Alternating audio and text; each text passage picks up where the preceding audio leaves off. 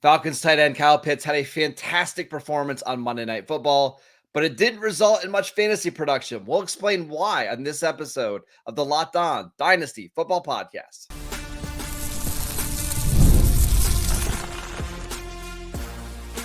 You are Locked On Dynasty Football, part of the Locked On Podcast Network. Your team every day. Here are your hosts, Marcus Mosher and Kate Madjuk. Welcome back to the Locked On Dynasty Football Podcast, part of the Locked On Podcast Network, your team every day. We'd like to thank you for making us your first listen of the day. Today's episode is brought to you by FanDuel. Now through September 22nd, all FanDuel customers can bet $5 and get a 3-week free trial of NFL Sunday Ticket from YouTube and YouTube TV. Just visit FanDuel.com to get started. Welcome back. I am your host, Marcus Mosher. You can follow me on Twitter at Marcus_Mosher. Joining me today, as always, is Kate Madjuk. You can follow her on Twitter at Kate Madjuk. You can also read her over at Yahoo as well. On today's show, we're going to be breaking down the Monday Night Football game between the Falcons and the Eagles. And at the end of the show, we're going to talk about the waiver wire, the players that you need to be trying to acquire this week. But Kate, I want to start with the Falcons. We're going to talk about Kirk Cousins, Drake London, Bijan Robinson. I want to start with Kyle Pitts, who had 3 catches for 20 yards on 4 targets. And yet I thought he had a pretty good game. Even if you go look at like the PFF grades, which just came out a little bit ago, he graded out very well, except it just didn't translate into a lot of fantasy production. No, and I think this is kind of something that we're seeing across the board right now, right? Like passing production in general is down across the league. Passing, points per game, all of it is down across the board right now. But I think I'm trying to temper my level of fear when it comes to the tight end position in general. And that just translates here to Kyle Pitts, because what I think we saw for the Falcons in week 2 was a big step forward for Kirk Cousins specifically. And I do think that that's going to eventually translate to more comfortability in executing the offense the way that Zach Robinson actually wants to execute this offense. And in turn, I think that is going to help Kyle Pitts down the road. Like, the good thing for me, my concerns coming into the season for Kyle Pitts was, is he healthy after, a pretty serious knee injury, not overly serious, but more serious than we thought. Seemed to hamper his 2023 campaign, didn't really separate. This game, he looked open. He looked like if he would have been more heavily involved in the game plan, that he would have been more than willing and ready to contribute. And I think that's huge for Kyle Pitts. I might be buying low here. And I know this sucks to hear us talk about Kyle Pitts getting open and making plays when he's targeted. It's why aren't the Falcons targeting him more? I think a lot of it is just Kirk Cousins, like shaking off a lot of the rust. You and I were talking pre-show, like Kirk Cousins looked significantly better from week 1 to week 2. I thought he looked better in the second half compared to the first half. You got to believe as the season goes along that Cousins is going to start looking healthier. He even admitted to Troy Aikman pregame that he's not 100% healthy. He said that he's 100% from the pocket, which I don't really know what that means. But he said he's not 100%. I got to imagine, Kate, as long as he can stay upright, by the time we get to mid-October, late October, he's probably going to look like a different quarterback. And we've been mentioning this all offseason in regards to Kirk Cousins and Aaron Rodgers. Because they both had Achilles injuries and because they're both older quarterbacks, we lumped them together. It's probably not fair considering that Cousins' injury happened like almost 3 months later. We should expect there to be a little bit more rust and for him to look a little bit more immobile, at least early on in the season. For sure. And that does limit the type of throws that he's going to be making. It's going to limit probably just physically what he's willing to be able to do when he's making those throws. I think there's a lot to unpack here for this Falcons offense in general. But I mean, again, my biggest takeaway, Pitts was open. Unfortunately, can I give you another thing? I would say Troy Aikman was pointing out like how well he was blocking in this game. And again, fully understand you do not get any points for blocking, right? Yeah, Like my points per blocking league I is know.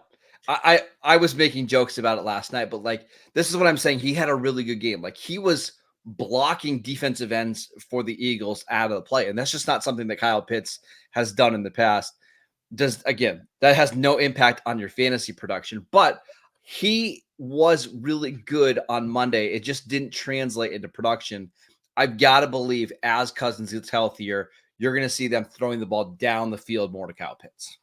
for sure. I love that takeaway. Now, we already touched on Kirk Cousins here a bit, but I just want to get a general sentiment because Kirk Cousins was kind of one of these like, you know, QB2 buys over this past season, given the personnel, given the fact that he's going to be throwing to Drake London, Kyle Pitts, like people were excited about the potential of Kirk Cousins.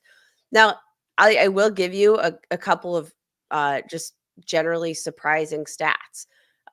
Through the first 2 weeks of the NFL season per PFF, Kirk Cousins actually leads the league in accurate throw percentage. 79.2% of his throws have been deemed accurate per PFF.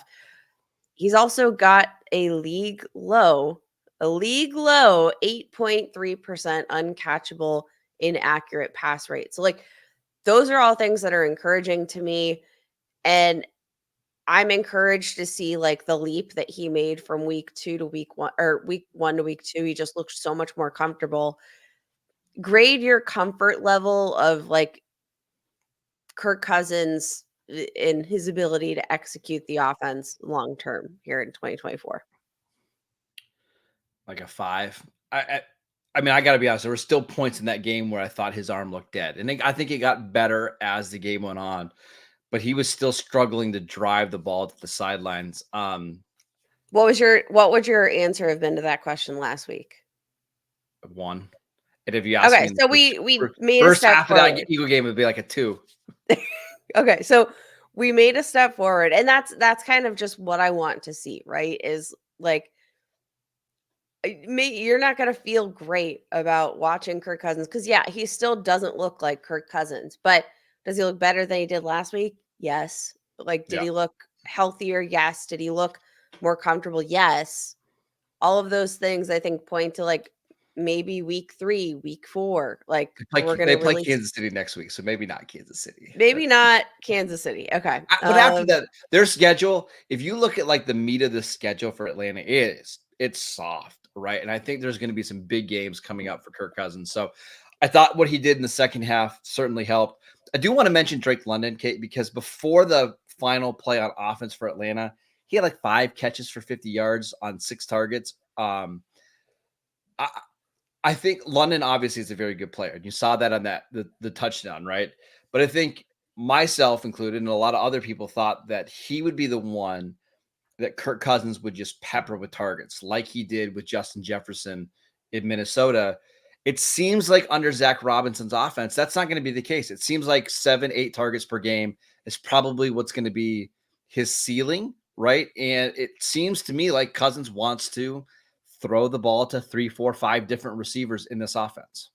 Yeah, we had 3 different receivers with 6 or more targets. None of them had 8 or more than 8 targets, which is what Drake London had.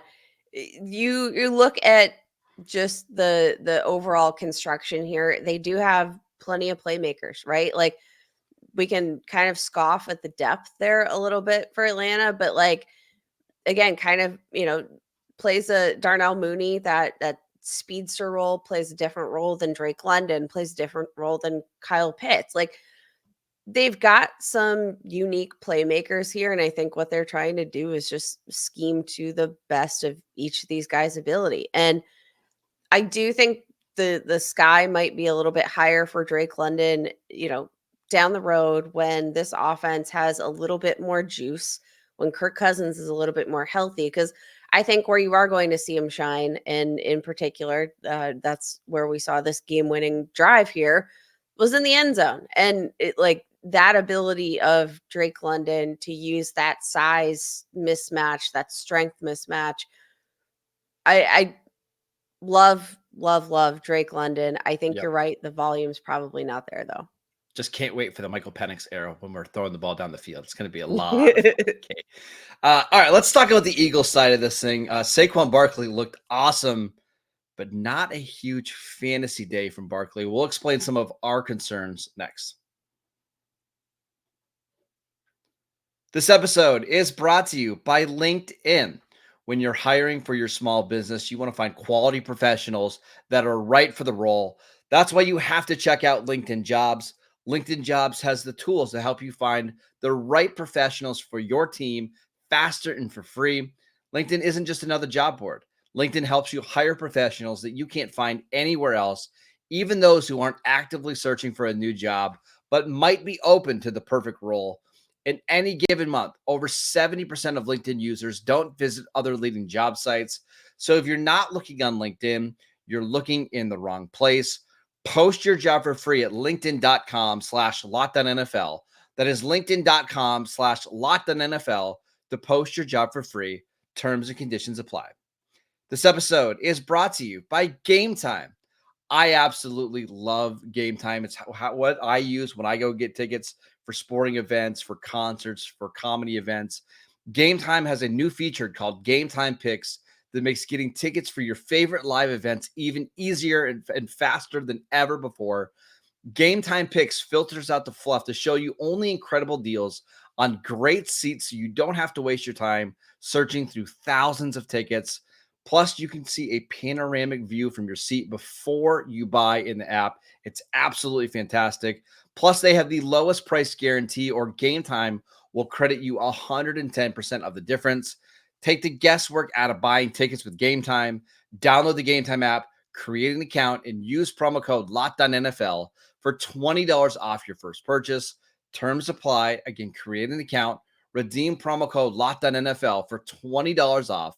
Download Gametime today. What time is it? Gametime.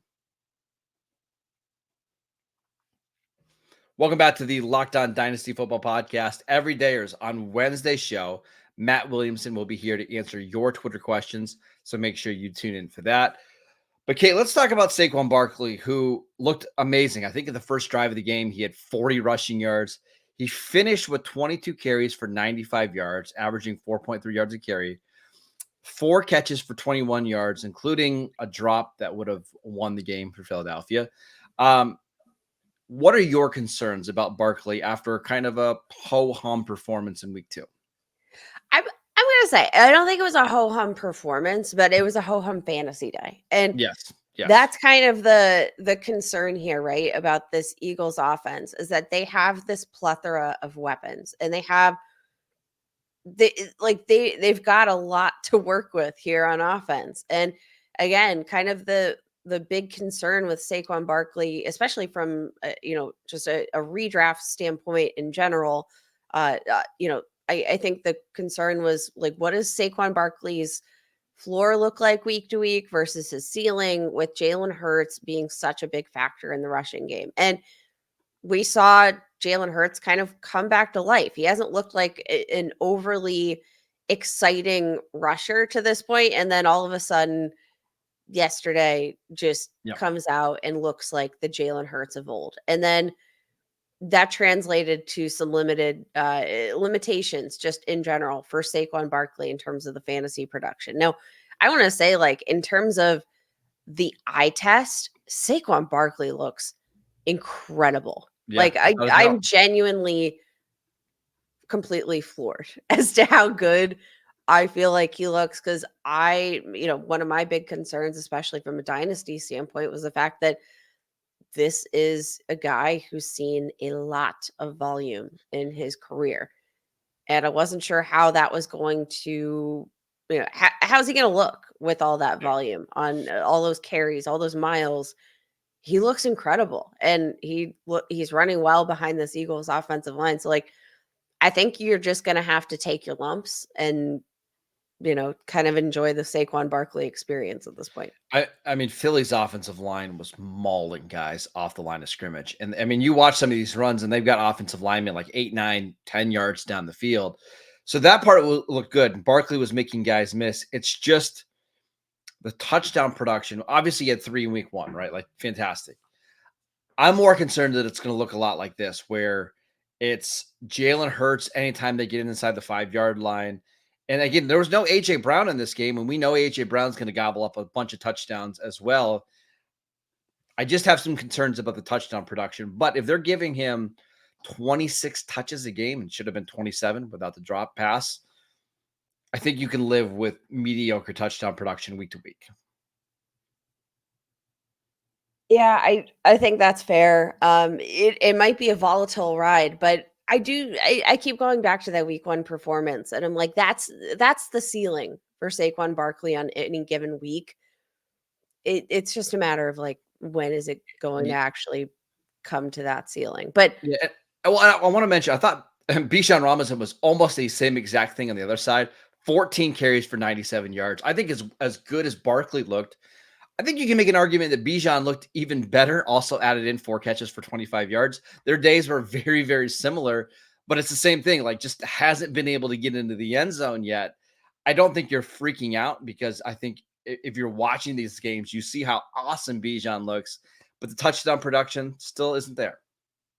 yeah, I think that's fair. Now, talking about some of the other assets in this game, right? Let's talk about Devonta Smith, who, again, AJ Brown out in this contest. It sounds like AJ Brown could be set to miss a decent amount of time per his own report here.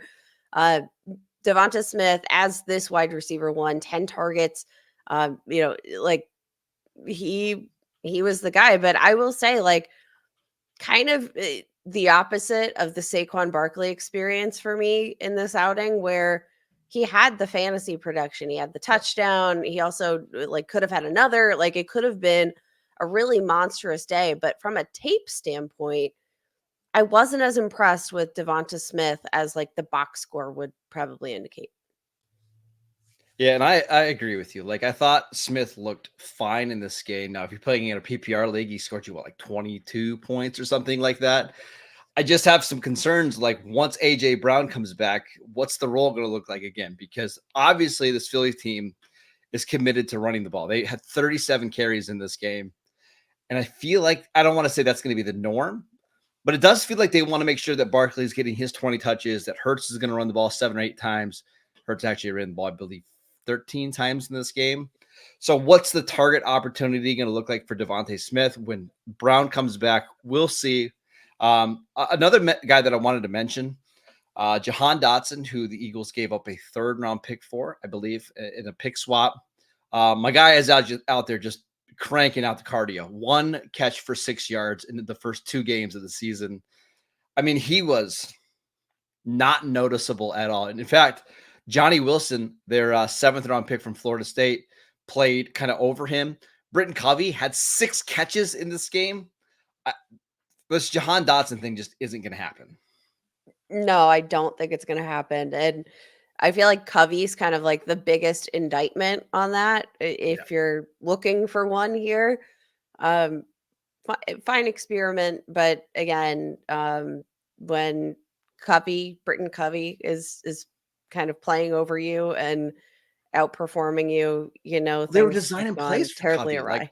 They were trying to get him the ball in space on like screens and all this kind of stuff. And like, again, my guy Jahan Dotson out there played like, he had like 37 routes run or something crazy like that, or the 30 routes run and 1 target for 6 yards. So that other wide receiver spot for Philadelphia is kind of a disaster right now. Yeah, I think that's fair. Yeah. All right. Okay. Let's talk about some players that you need to pick up on the waiver wire this week to get ready for week 3. We'll talk about the Chiefs backfield and the quarterback situations around the league next. This episode is brought to you by FanDuel. You've heard us talk a lot about FanDuel, America's #1 sportsbook. Well, we've got something a little bit different for you this week.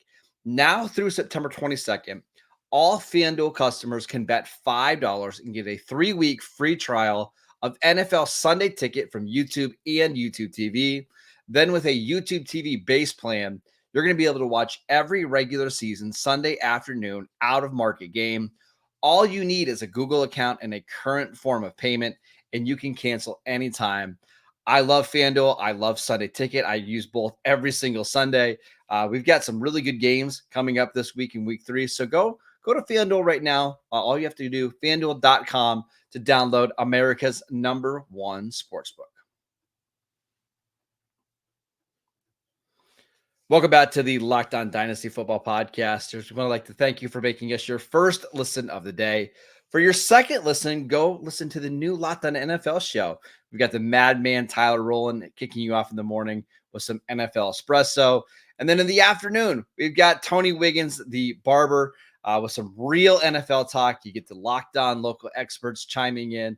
Our guy Matt Williamson appears every Friday, 2 shows every single day. The new Locked On NFL on YouTube or wherever you get your podcast. Okay, let's talk about the waiver wire. Surprisingly, a pretty active week when it comes to the waiver wire.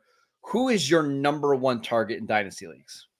Well, let's first start at the quarterback position because we had 2 kind of big news items come out of the weekend. Obviously, we have the injury to Tyreek Hill dealing with a concussion. Now, reports are indicating that this is not going to be a retirement for Tua. Tua has no plans to retire, but I think we at least have to make some contingency plans for the Miami Dolphins to be without him for the next few weeks, right? Like I think that seems like a reasonable assumption. I would assume like at least a stint on the injured reserve list. I think that seems super fair. So right now, Skylar Thompson backing up Tua. You've been a big Skylar Thompson fan now, like in the preseason, he's been one of these like Kenny Pickett disappearing acts where like he looks really good. Okay. Didn't look quite as hot in his, regular season opportunities. Give us a temperature check because there are 2 quarterbacks that could be receiving opportunities here in the weeks to come, including Andy Dalton, who will be playing for the benched Bryce Young. Which one of these guys would you prefer on the waiver wire? To me, it's not even close. It's Skylar Thompson. First of all, I like what I saw from Skylar Thompson 2 years ago when he was thrust into action his rookie year. Went and played in a playoff game in Buffalo, played actually pretty well in that game. But it's the offenses, right? One quarterback is going to be throwing to Tyreek Hill, Jalen Waddle, and Devon Achane out of the backfield. One is going to be throwing to washed up Adam Thielen, Deontay Johnson, and Jatavian Sanders with Dave Canales running the offense, right? I think Dalton's going to be better at getting Deontay Johnson and Thielen and those guys the football, but he's just not somebody that I want to start week to week. With Skylar Thompson, there's some of that big play potential because the wide receivers are so good. He's also more of an athlete, so he'll run around a little bit and give you some more fantasy production. And I just think that the Dolphins feel not great, but comfortable with Skylar as their quarterback. And I think as a low-end QB2 in your super flex leagues, I would rather trust Skylar Thompson than Andy Dalton. I think that's fair. I think the point about upside, obviously, in a Mike McDaniel offense with Tua, Jalen Waddle, Devon Achane, like there are a lot of tools in the toolbox here for Skylar Thompson to have some success. My biggest concern in investing in him super heavily from like a fab standpoint is the idea that the Miami Dolphins want to remain competitive. Is there a chance that they go out and make a trade for another quarterback? Maybe you go all in on Skylar Thompson when it comes to fab and they bring in somebody else. I wouldn't say that's outside of the realm of possibility, at least in my mind. I think there's a better chance of Andy Dalton just kind of riding this thing out than Skylar Thompson. Don't disagree with you at all. Like, I think there's a very good chance that Miami explores the market. Now, they've already signed Tyler Huntley from the Ravens practice squad as just a depth piece. That doesn't get me excited. I don't think Huntley fits this offense well, but they needed another quarterback. I think the other part of it is there is a belief that Tua wants to come back, right? So, like, could Tua theoretically come back in a month and a half if Miami's still in contention? Sure. I'm not spending a lot of fab money on either of these quarterbacks, but of the 2, Thompson is the one that I prefer. Kate, I want to ask you about the running backs because we do have several running backs on the in waivers right now. Let's start with Kansas City. Isaiah Pacheco likely out up to 2 months with a fibula injury. Which running back do you want in Kansas City right now? So let's just preface this off. I know Carson Steele is kind of like the hot commodity, probably not available in your waiver wires because of this buzz that kind of built around Carson Steele here, to close out training camp, the preseason. But Kareem Hunt did join the Kansas City Chiefs for a visit. And if he signs, which again, we might not have that information by the time you have to place your waivers, I'd prefer Kareem Hunt by a decent margin over Carson Steele. Just again, it's been a while since he's been in Kansas City, but I do think, from a on the field standpoint, Kareem Hunt is probably a guy that just has more innate trust with Andy Reid and the coaching staff there. Yeah, and I've got a feeling that Samaje Perine is probably just going to be the passing down back, and maybe Carson Steele is the between the tackles runner. But one of the things that Kareem Hunt is very good at is he's a very effective short yardage runner. So I could also see Kareem Hunt coming back and taking that role. We should also mention Clyde Edwards-Helaire. He is eligible to come off the injured reserve list, I believe, in week 5. So he could potentially miss 2 more games. It just feels like it's going to be a clouded backfield. And I wouldn't be surprised, Kate, if the Chiefs are just going to cycle through running backs over the next 2 months and try to piece this thing together. I would be shocked if it's one player that's getting 90% of Isaiah Pacheco's work here. Yeah, I think that's fair. We also have some, interesting injuries at the wide receiver position. So like that's creating some waiver wire opportunities. Cooper Kupp could miss some significant time with an ankle injury. We already had Puka Nacua on IR. We talked about Tyler Scott or Tyler Johnson last week. Definitely keep an eye out. Like if he made it through waivers and you didn't pick him up, definitely think you need to prioritize Tyler Johnson. Jordan Whittington also, I think definitely worth a look. Got a lot of hype here through training camp and the preseason. I think definitely worth a question mark. But let's pivot to the 49ers, who we got word Deebo Samuel dealing with injury. He can miss some time here. How hot could you be on Juwan Jennings, who's actually played like a pretty integral role in this offense here through 2 weeks?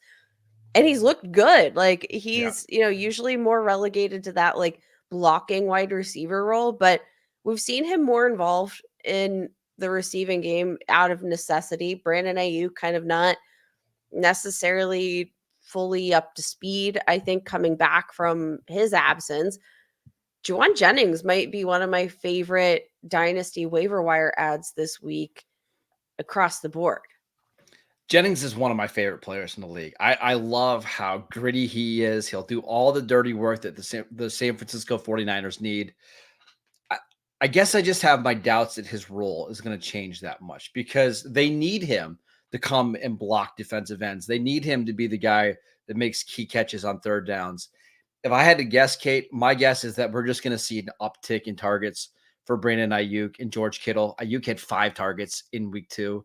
I'll bet that goes up. Maybe Kittle gets some more. They have so many weapons that I don't think necessarily Jennings needs to go from like 4 targets to 9 targets. Well, we'll see. Maybe Jennings is more capable of stepping into that. The problem is he's not Deebo, right? Like, so you're not going to give him the Deebo touches. You just would need to increase his work in the passing game. And I just don't know if that's going to happen. I think that's fair. George Kittle, probably for me, the biggest recipient. But again, just watching Juwan Jennings, I think he has the trust of the offense. And maybe his role is not going to change too much, but he's already been leaned on, I think, more than I expected him to be leaned upon in the first 2 weeks. So I don't know. Speculate. I love him. He's such a good player. It won't shock me at all. Like if he does end up stepping up, and maybe it's not huge for fantasy production, Kate, but maybe it's like 6 for 60 and a touchdown next week, right? He's a really good player. So it's certainly not, if you just want to gamble on good football players, I think Jennings is a good bet here. That is it for today's show. We want to thank you for making Locked On Dynasty Football your first listen every single day. go check out our show on YouTube or wherever you get your podcasts. We are free and available on all platforms. Follow Kate on Twitter at Kate Majuk. You can also read her over at Yahoo. I'm at Marcus_Mosher, and we will see you right back here tomorrow with Matt Williamson.